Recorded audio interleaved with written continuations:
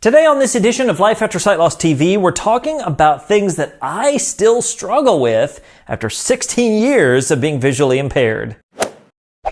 What's up, VIPs? Derek here, back with another edition of Life After Sight Loss TV, where it's all about helping you discover life after sight loss. On this channel, we do product reviews, life advice, encouragement, how-tos, and so much more. So if you're new here and that all sounds good to you, consider subscribing to my channel so that you don't miss another single video. You know, on my channel, on my podcast, on my website in general, I try to keep a very positive attitude. I try to be very encouraging. I try to, make the best of things. Obviously, I talk about the balance when there's anger and sadness and all those sort of emotions, but knowing that things are good, I try to balance it, but I do try to stay very positive and energetic. And sometimes I think maybe that comes across like I never struggle with anything. My life is great all the time. And that's just not the case. My life isn't great all the time. Yours isn't, mine isn't, nobody's is. It's not perfect. We don't live in a perfect world. But when it comes to social media, it can oftentimes seem like, well, he's really got it all together. What's wrong with me? Look, I don't have it all together.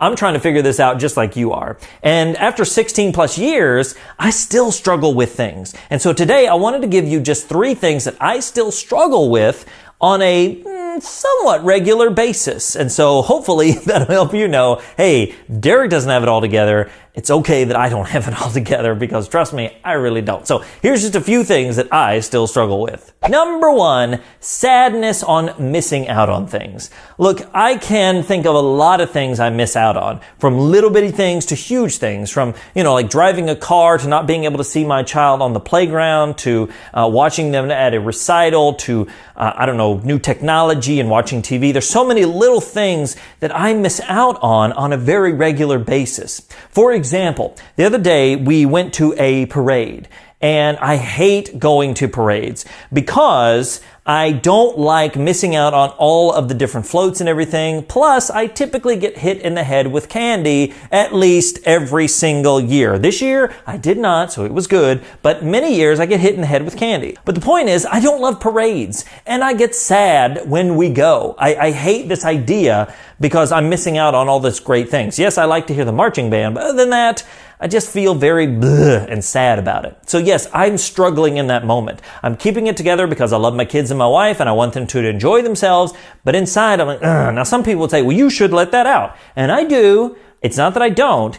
It's just that I don't want to ruin it in the moment. I talk to my wife, I talk to my friends, I let that out, I share that experience. And, when I can appropriately with my children, I might share that a little bit. Obviously, I'm not like, I hate your parade, and whatever. That's not good. But I do let it out as I can. But I definitely still struggle in those moments of missing out. Secondly, I still can't see things very well, and there become challenges. For example, I was boiling some water the other day, and I was like, is this boiling? Is this not boiling? I mean, I had to really wait for that rolling boil to hear it. Now, there might be fixes for that and little technology, but at its core, I'm like, is this not? Is this maybe? I don't know. And I'm not able to see it. And that's just the reality. Also, when I was walking the other day outside, the way the sun was going and the trees, there was like these shadows and it was very difficult to see. And it's just odd. And I just physically couldn't see. And it was very troubling that I couldn't walk normally. I had to take my steps very carefully and not walk as fast as usual. And my family's waiting on me, that sort of thing.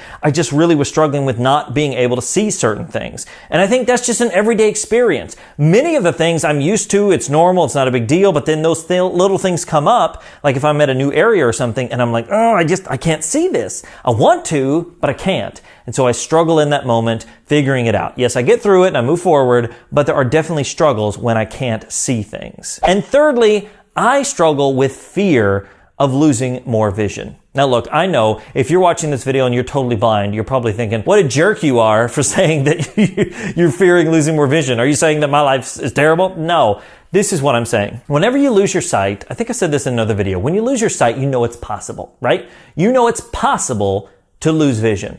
Then you know it's possible to lose anything. Whether it's a medical disease, whether it's a family member, whatever it is, you know it's possible. And so you tend to play those things out in your mind in such different ways.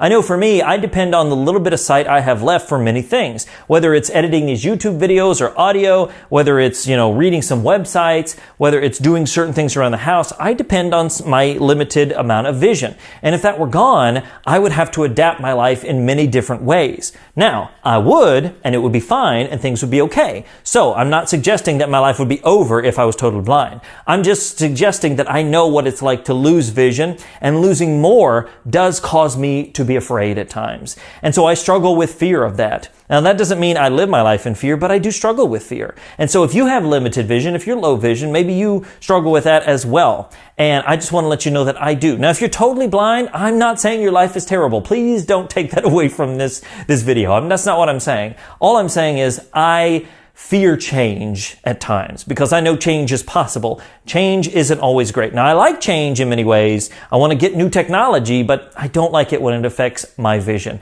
My vision is already bad enough, and I don't necessarily want to make it any worse. So that's definitely one of the things that I still struggle with. So there you go, guys. 3 things that I still struggle with, and those are just some of the things. I'm sure there's many more that I could come up with today, but I just wanted to let you know and encourage you that if you think I've got it all together all the time, I don't. I still struggle. I still have emotional turmoil. Even after 16 plus years of doing this whole visually impaired life thing, I still struggle. And you know what? That's okay. So if you're still struggling today, just be encouraged that, you know what? It might be 2 months, 2 years, or 20 years. It's okay that if you still have those struggles, it's okay, and just be encouraged today. Hey, my question for you today is this: do you still struggle with certain things, the things I mentioned, or others?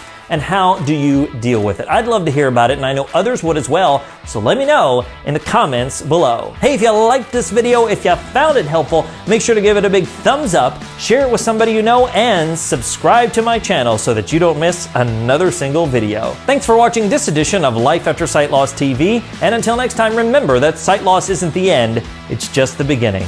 My name is Derek Daniel from LifeAfterSightLoss.com, and I'll see you in the next one.